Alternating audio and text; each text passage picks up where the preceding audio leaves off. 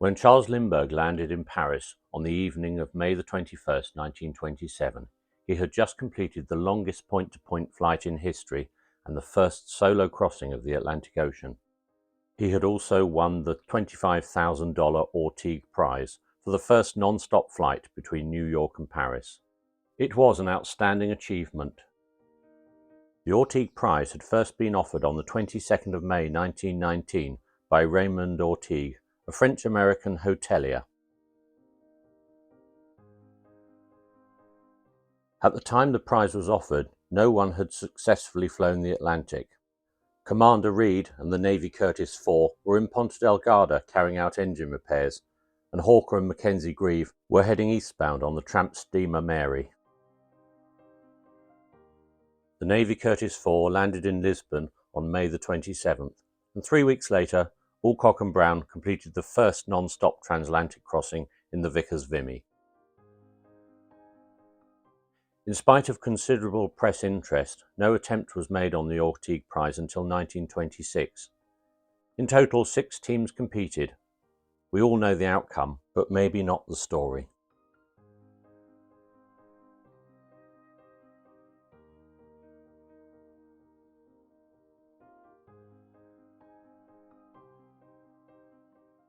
René Fonck was the highest-scoring French fighter ace in World War I.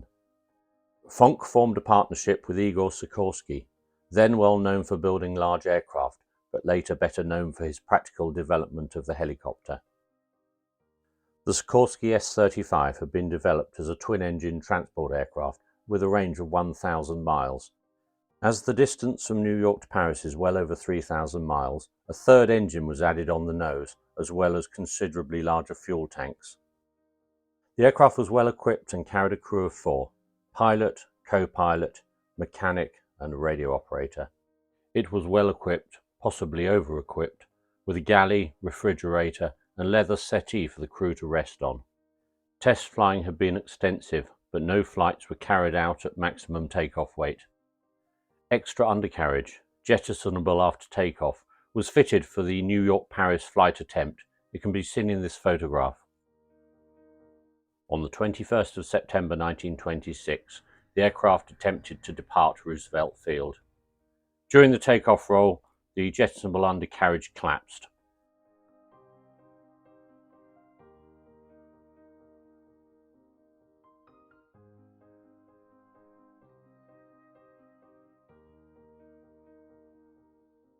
René Fonck and co-pilot Lawrence Curtin survived.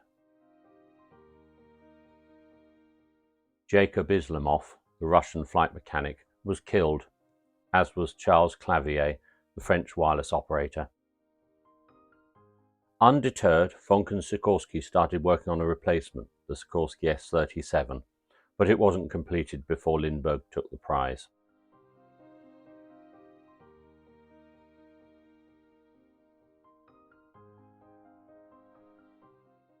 The Keystone Pathfinder, to be flown across the Atlantic by Noel Davis and Stanton Worcester, was a derivative of the earlier Huff-Daland LB-5 bomber. The 2 Liberty V12 engines fitted to the bomber were replaced by 3 Wright J5 Whirlwind engines, less powerful but probably more reliable. On the 26th of April 1927, the aircraft took off on a heavily laden test flight from Langley Field, Virginia. Unable to clear trees, the crew turned away, but losing the valuable headwind component, the aircraft sank back towards the ground. It touched down, but they were unable to stop before running into a bog. The centre engine was torn away and the cockpit completely destroyed. Noel Davis and Stanton Worcester were both killed.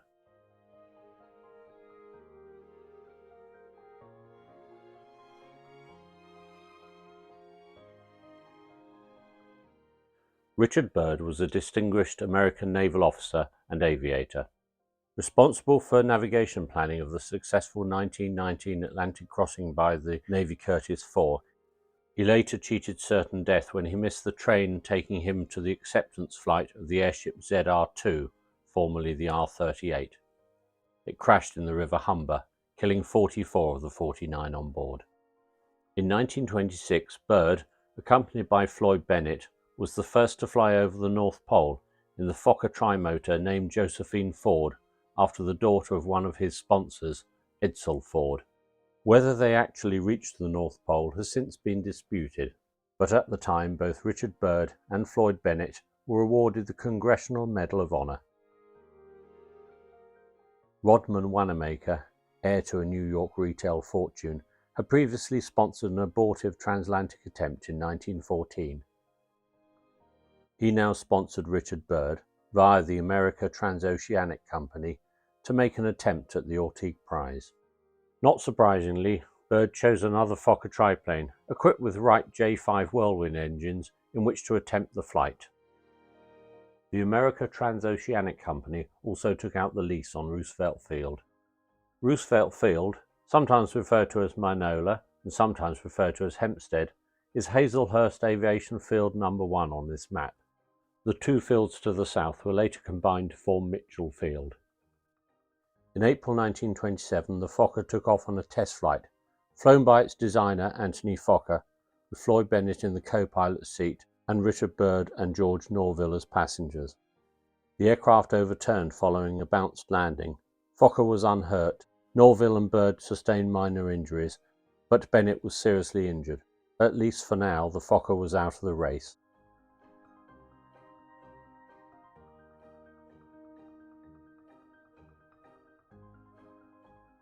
Charles Nungesser and Francois Colly were both decorated World War I French pilots. Theirs was the only attempt on the prize to fly westbound against the prevailing wind from Paris to New York. This was allowed in the rules. Colly had originally planned to make the flight with Paul Tarasson in a Potez 25 biplane, but Tarasson was badly burned when the aircraft crash-landed in 1926. Unable to continue, Tarasson relinquished his place to Charles Nungesser, France's third highest scoring ace of World War I.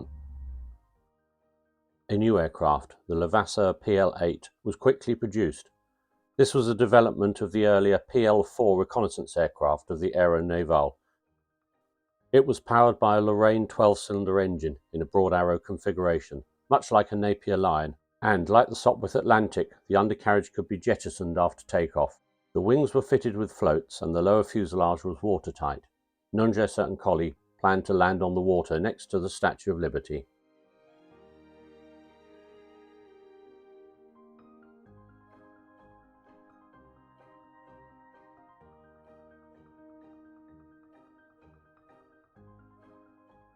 On the morning of the 8th of May 1927, Nungesser and Colly departed Le Bourget, bound for New York.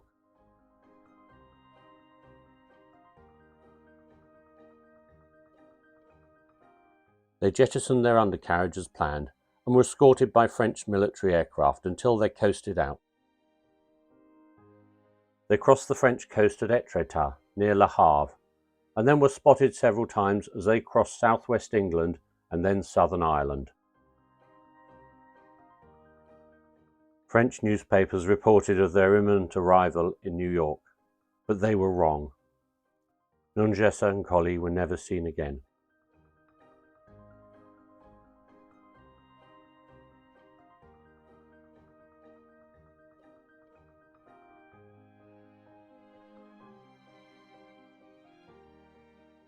A monument was later erected at Etretat.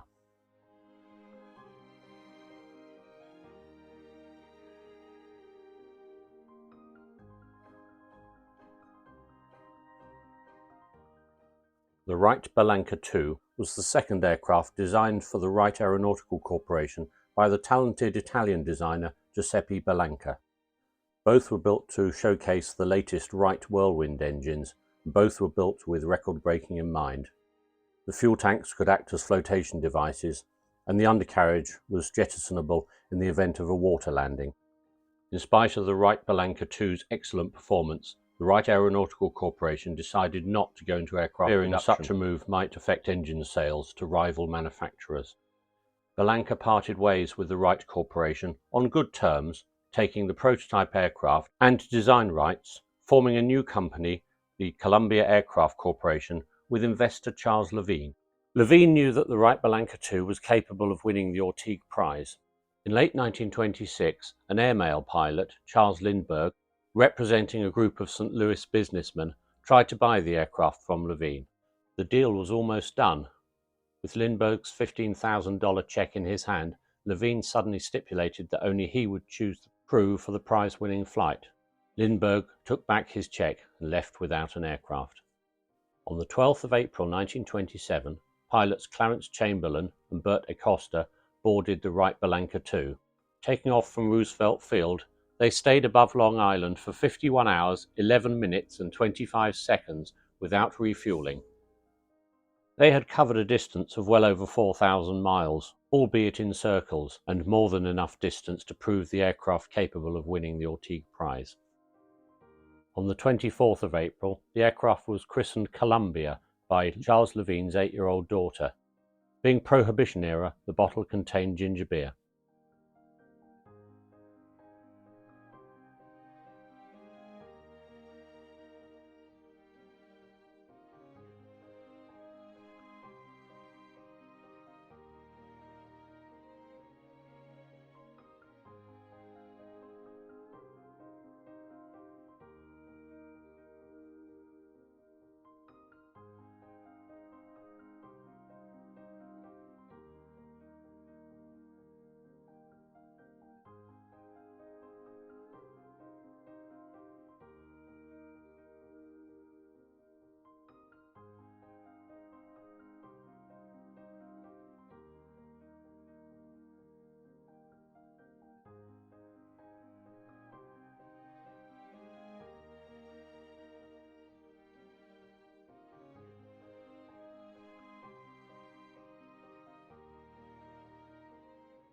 No one was hurt and the aircraft was barely damaged.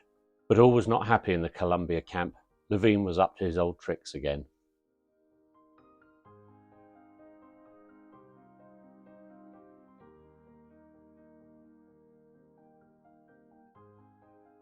Charles Lindbergh was an airmail pilot working for the Robertson Aircraft Corporation in St. Louis, Missouri.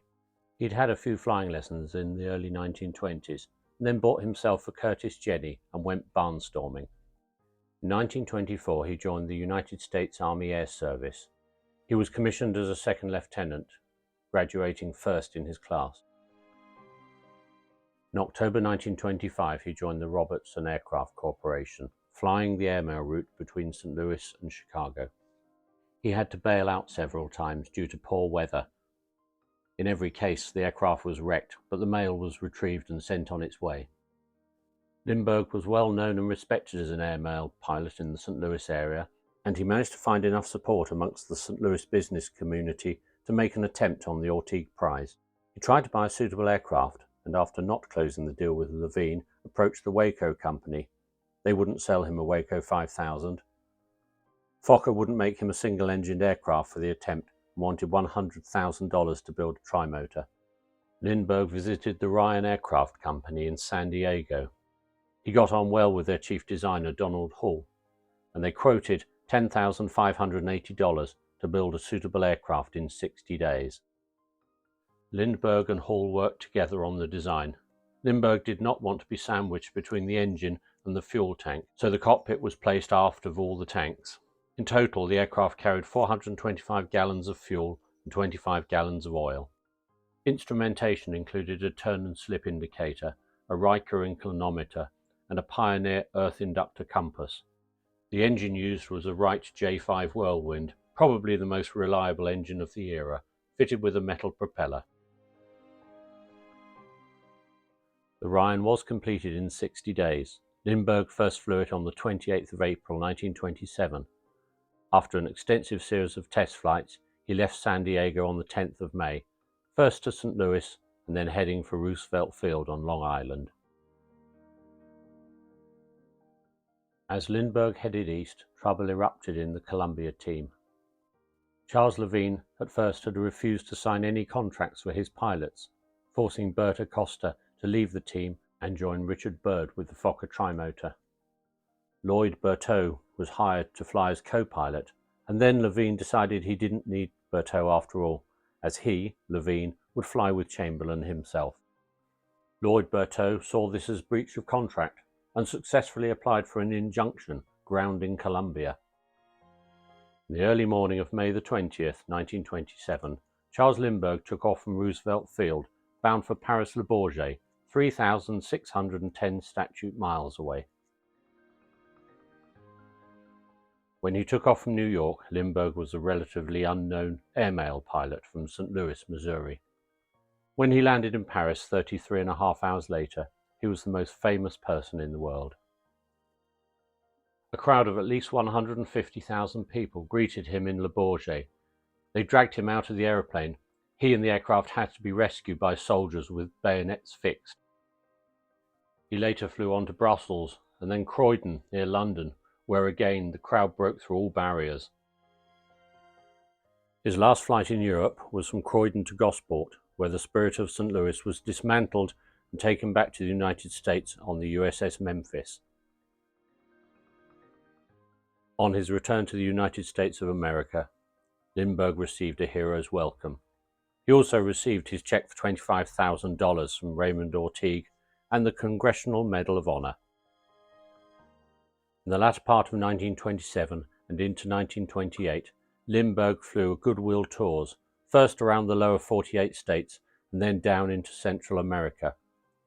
When the Spirit of St. Louis was retired on the 30th of April 1928, Lindbergh had flown it for 489 hours. The aircraft was given to the Smithsonian Collection and is now in the National Air and Space Museum in Washington, D.C. Back at Roosevelt Field, Giuseppe Bellanca, furious with the scheming Levine, painted over his own name on the tail of the Columbia and over the word Paris. On June 4, 1927, Clarence Chamberlain, accompanied by Levine, took off from Roosevelt Field bound for Berlin. They landed in Eisleben 3,905 miles later, after 42 hours. The Wright Bellanca II was an amazingly successful record-breaking aircraft, subsequently being used for another Atlantic crossing and several other record attempts. Unfortunately, it was lost in a hangar fire in 1934. The Fokker Trimotor America, with Richard Byrd, Bert Acosta, George Norville and Bernd Balchen on board, also crossed the Atlantic. Leaving Roosevelt Field on the 30th of June, it flew overhead of foggy Paris and could not land. The crew ended up ditching just off of the coast at Vers-sur-Mer. The aircraft was wrecked, but no one was hurt. Vers-sur-Mer is probably better known as Gold Beach, used by British forces on D-Day, and parts of the aircraft are in the museum there. Thank you for watching.